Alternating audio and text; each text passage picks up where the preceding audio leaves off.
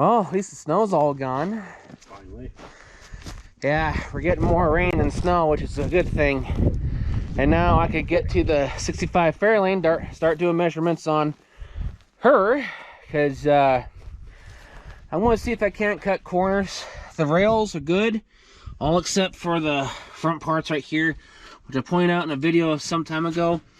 Just going to see what I can actually do. It's just pretty much part of the, some of it's part of the front suspension and everything. Figure out what else is missing up here on the, for the radiator support and everything. You know, do a few adjustments here and there. And you know what? 351 Cleveland Cobra Jet's going to go right down into her. Don't have to worry about doing no modifications since it's a manual. Because, you know, it's 3 on the tree.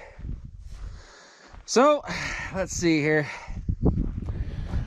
Talk about the power wagons. Some people have, you know, want to do kind of a slight recap. What the heck was that?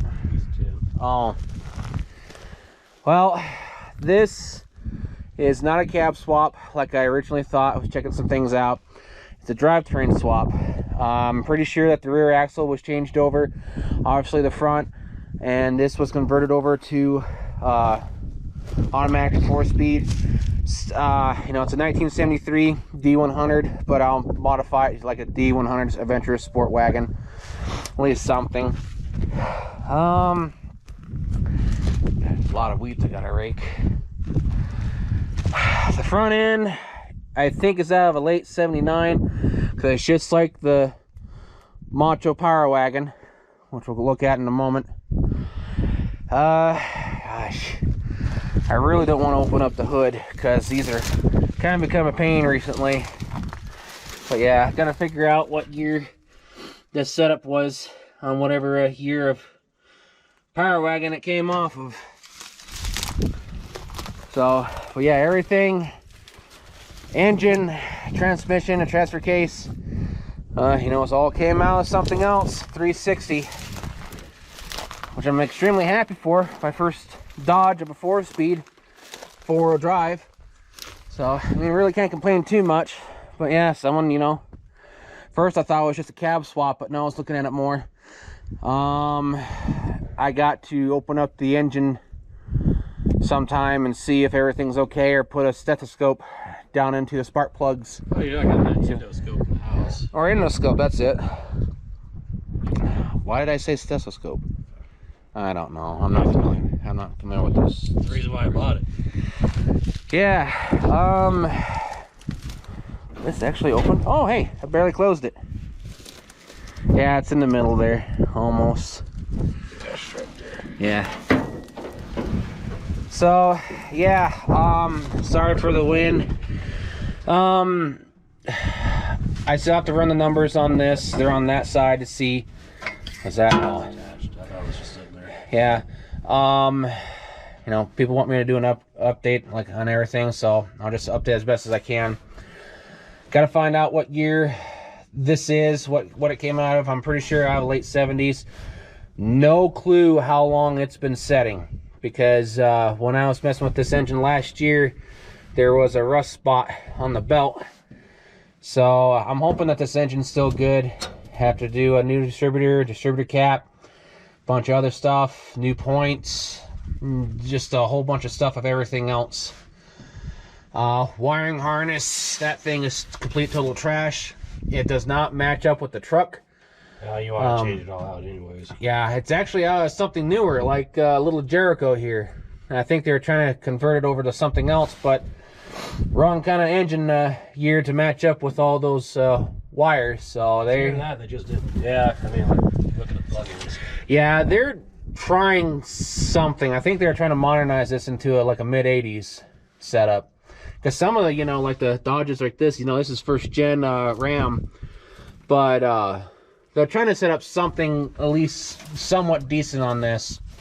It's a 2-barrel, gonna turn it over to a 4-barrel, probably aluminum intake. Nothing specific, I just want my 4-wheel drive to talk a little bit more.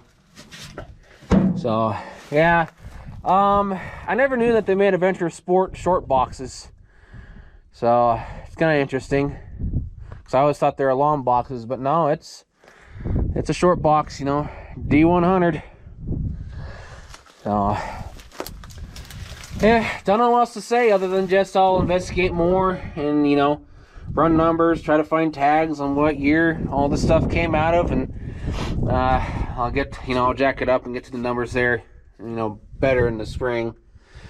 Try to at least see if this is at least it'll start up, maybe, hopefully, don't know yet, even though it may turn, but there may be other stuff going on with it. So yeah, and again, this wiring harness, it's trash. There's kits out there that get better ones anyways. Besides, this is going to get a little bit modernized to a certain extent. So yeah, 1973 D100, that's been turned into a four-wheel drive. At least they did the setup properly for the clutch and the clutch pedal. Of course, too, a lot of those plates kind of crossed over from one another. Yeah, I never really looked at this. This is your choice. Yeah, this is my toy. It's not going to be original. The only thing I can be paying for this in the 79 is to try to find original short boxes. Because I really don't feel like modifying a long box to a short box, because I've never done nothing like that before, and it's kind of. I'd keep it original. Yeah. If it's a short box, I'd throw a short box right back. What I'm talking about is grabbing a long box and modifying, you know, cutting that box up to a short box, but I don't know how to do that stuff properly. It being a four-wheel drive, I think it might look cute with roll bars on it. That's what I'm going to do. I'm going to put roll bars on it. Lights on the top. A little bit of a bigger bumper in the front. You know, winch system. It's already modified. Might as well. Yeah, pull tags. Yeah, stuff in the back. I mean, it's not going to be original by any means, because, you know, it's not original at all. You gonna keep it the same color? Yes, green and white. But I'm going to change this green. Dodge has something that looks like Ford's Emerald Forest green, whatever it is. I'm going to paint the 70 Cougar, but I can't remember what color it is. It came out of the 70s. Of course, eggshell white with whatever green that'll look good with this. That'll stand out with some of the chrome. And, you know, I'll make a modified emblem on the side, you know, Adventure Sport Wagon D100. So, I mean, it's going to be a custom job anyways. Yeah. Of course, little Jericho got pushed back because with all the stuff going on, needs an oil change, carburetor, and a few other odds and ends with it. Has electrical choke system in it, but I'm just going to get a carburetor with an adjuster in it for the time being, unless I can find a carburetor that I can hook up to that. You know, since it's a 4-barrel. So you're gonna paint this one here, the original Ford gray, weren't you? Yeah, the original gray, whatever it is, because I've been told that this is like an adventure or something, not a sport adventure, whatever it is, but it's I can't remember what it is now. It's something. Damn, I can't remember what it is now. I think it's just a standard custom, but one guy told me, he's like, oh no, it's this and this. It's like, well, I really don't see the, not until I, you know, sand it and see what's underneath, but I really don't see the pans are on the side, and plus I don't see anything, you know, sticky left over, not unless he sanded it down or he filled stuff in.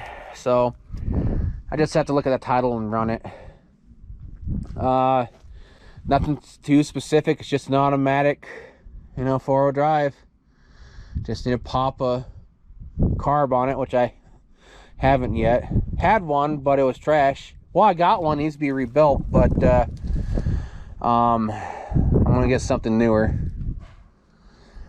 And of course, everyone's still asking about this down there in the business email, if it's for sale. Yeah, this is actually the second one I've ever seen. Yeah. The other one was actually down in Kansas. Yep, Power Wagon, Macho Power Wagon Edition. They named it Macho Man. I'm not, well, I don't know if I can even open this because this was extremely difficult to do. Yeah, I'm not gonna mess with it. It's a 318 2-barrel. I want to turn it into a 4-barrel. It's an automatic. So, ran when parked. I think I said that before, but yeah, just in case, it ran when parked. That's what he said. Yep. So oil change, of course, new distributor distributor cap, points, spark plug wires. Things simple tune up. Needs another grounding wire for the battery and also for the engine. Can't remember what else. I'm sorry that I can't open this up because that hood's complete pain to open. So yeah, sitting for about 16-17 years now. I think the most difficult thing to find for this truck is going to be the type of odd black leather seat that I had going for it. So, of course, it's been gutted a little bit. Yeah, not much else to really say, really. I mean, people, like I said, people want an update about the Power Wagons. Now, you know, my Mopar muscle truck 4-wheel drives over here, and well, there's not much to really say because they're just sitting here and around everything this year. I'm hoping to get to them this year to, you know, to tinker with and start up. So yeah, not much of a video for content. I mean, because like I said, people want an update about these, but there's really not much to say in honesty. Huh. Well, you're doing it right now, so yeah. And Big Blue Betty here. This is one of the cars I should have moved out to be worked on. It's too late now. She's enclosed in. I know. Because I gotta get some tires on the 56 Merc and scoot it back. So that way I can have a little bit more room for other things, and then shimmy the 55 Buick over and scoot it back and make room for the final cars. So yeah, this video's gonna suck, huh? I gotta go through all these, find out what to do to. Okay. Yeah, video's gonna suck. Do apologize. There's just not much to really talk about. People been asking about an update for the 4-wheel drives, you know, the Mopar muscle truck 4-wheel drives, and there's not much to really talk about, to be honest. They're just sitting here, and you know, I was, you know, going to get a carburetor for all these and some other stuff, but with the final cars, you know, and saving stuff from the crushers and everything, it's like, well, love the way the doors open. yeah. Too bad he didn't have another one like this that's more dilapidated, because that 41 Chevy over there didn't quite match up with the Cadillac. This is a 46. Yeah. Which is interesting, the back window on this will fit over to that Cadillac. But What? no, I'll get stuff going there after everything's all said and done. I mean, and didn't expect to have, you know, gallbladder issues, and then that kind of backfired and working on the Cadillac because a full 18 gauge piece of sheet metal that I need is like $300 something, but I gotta check because prices have been going up and down lately. So yeah, not much, again, not much to really say and talk about. I do apologize, this video is actually going to suck a little bit. Not much to talk about. I mean, we got content out here to talk about, you know, with a lot of new subscribers and everything. Refresher updates. Tearing into the project cars over there, get that stuff going. Yep. Next week, after this one's going to be in the 50s and 60s. Gonna start tearing apart, well, not tearing apart, but tearing out the tray stumps that were left there and cut them up and move them and haul them off a little at a time, and then I know I want to start cutting up that. Yeah, I gotta start cutting up that parts car for Drama Queen, and then I gotta start getting some other things cut up for the 66Q code, a bunch of other stuff here and there, yada yada yada, anda. Gonna be extremely busy this year, and plus getting stuff ready too to make reproduction parts, hopefully in the fall, give or take. Yeah, I still gotta try to get this stupid tailgate open. It does not want to come apart. Yeah, I'm a little curious if there's still anything hiding in there. Oh, and that's, yeah, because I want to get this out, take out the transmission, and, you know, empty it, and then see on what else is hidden in that one compartment there. Because that transmission hooks up to the 312. It's the original transmission to this. Yeah. It's going to be interesting because we got a lot of 56 cars now. Yeah, I'm aching to get that park lane over here. I know. He just acquired. He went down through his yard and found a frame that will work with it, and yeah, front clip. Yeah, it's not too far from it either. Yeah, so yeah, 56. The only thing I'm going to be worried about is that Crown Victoria trim on the back side. Well, I think the one that's going to be the most difficult to find is going to be your front bench seat. Because the front bench, well, Crown Victoria, wagons, convertibles all have the same thing, same kind of seat, and he says they're difficult to find because of that. Let's see here. Let's pretend that the seat in this is a Ford. And, you know, this is the two-door wagon. You know, the bench seat, you know, split and everything. It's all flat right there, but in the middle, it curves down. Those are very specific to Crown Victoria, convertibles, wagons, and even delivery wagons. Yeah. Surprisingly. So, yeah, that's pretty much, I guess, everything in a nutshell. But yeah, got a lot of 56 cars out here. 56 Mercury, 56 Catalina. That guy lied to us saying it was a Star Chief. It had Star Chief stuff on it. Yeah, I was excited about that. Yeah, kind of embarrassed ourselves about it, but we corrected the stupid thing. It was an awesome idea having 2 Star Chiefs, but yeah, well, hey, Catalina, I mean, it's still Pontiac. 2-door hardtop, I'm happy. Yep, and then you got your 56 Ford over there, and yeah, that custom. And there's other stuff around here, but yeah. No, again, sorry for the video sucking. It just, people want an update. I mean, they're still sitting here. I was going to work on last year, but try to get stuff going. And once I get kind of caught up, hopefully in June or July, I'll get some stuff for this and a little Jericho and the 73. You know, try to get some stuff going on this. I will say this though, this front grille is the right one, but not the right one. A lot of Macho Power Wagons had this kind of setup, but this actually had the original 4-way headlights. Some of them had them, some of them didn't. So I thought this was, you know, off of something else, but you know, that's when I didn't know nothing about these years. And now since you're learning, you know, more, well, since we're learning more stuff, this came off of another Dodge. Because, you know, it's, well, it's not because it's loose right there, but it's just... Oh, no, I'm just checking the bolt holes on it. Yeah. Because this had the 4-way headlights. Yeah, they put this on. Yeah. Yeah, because there's some wires. Yeah, because there's some wires on that wiring harness that are missing for the 4-way headlights. So, yeah. You got some holes down here to hold your grill on that don't match up to the body. Yeah, they put it on. So, yeah.